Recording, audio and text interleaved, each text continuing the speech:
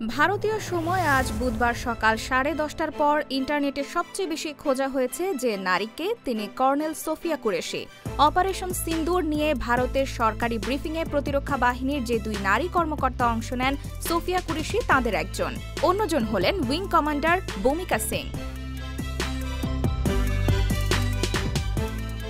কিভাবে এবং কখন পাকিস্তান নিয়ন্ত্রিত কাশ্মীর ও পাকিস্তানের ভেতরে থাকা সন্ত্রাসী গোষ্ঠীর ঘাঁটি ভারতীয় বাহিনী গুড়িয়ে দেয় তা নিয়ে বিস্তারিত বিবরণ দেন এই দুই কর্মকর্তা। এরপর থেকেই সোশ্যাল মিডিয়া ও সংবাদ মাধ্যমে বাড়তে থাকে কৌতূহল।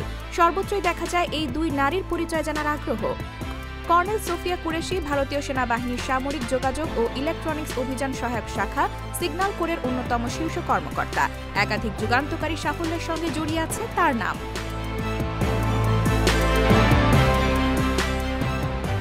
ভারতের প্রতিরক্ষা মন্ত্রণালয় 2020 সালে এক গবেষণায় জানিয়েছিল, 2016 সালে সোফিয়া 18টি দেশে অংশগ্রহণে অনুষ্ঠিত সামরিক মহড়া এক্সারসাইজ ফোর্স 18-এ 40 সদস্যের ভারতীয় বাহিনীর নেতৃত্ব দিয়েছিলেন। সে সময় তিনি লেফটেন্যান্ট কর্নেল পদমর্যাদার কর্মকর্তা ছিলেন। বহুজাতিক মহড়ায় ভারতীয় দলের নেতৃত্ব দেওয়া প্রথম নারী অফিসার তিনি।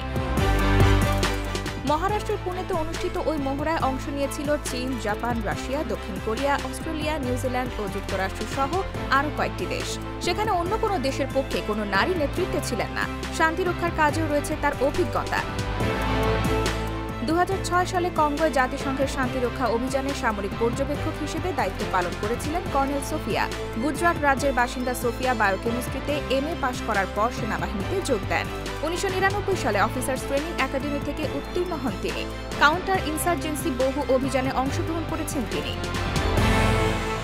সোফিয়ার পরিবারও সেনাবাহিনীর সঙ্গে ঘনিষ্ঠভাবে যুক্ত। তার দাদা ও বাবা দুজনেই ছিলেন সেনাবাহিনীর সদস্য।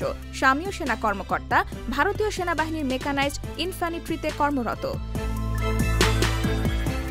বুধবারের সরকারি ব্রিফিংয়ে সোফিয়ার সঙ্গে ছিলেন উইং কমান্ডার ভূমিকা সিং। বোম শব্দের অর্থ মহাশূন্য আর ভূমিকা মানে আকাশকন্যা। আকাশকন্যা যে মহাশূন্য বিহারী হবেন তাতে আর আশ্চর্য কি? ছোটবেলা থেকেই সেই স্বপ্ন দেখেছেন ভূমিকা। স্কুলের পাঠ শেষ করে প্রকৌশলে স্নাতক করে তিনি যোগ দেন ভারতীয় বিমান বাহিনীতে। হেলিকপ্টার পাইলট হিসেবে কাজ শুরু করে 2017 সালে উইং কমান্ডার পদে উন্নীত হন।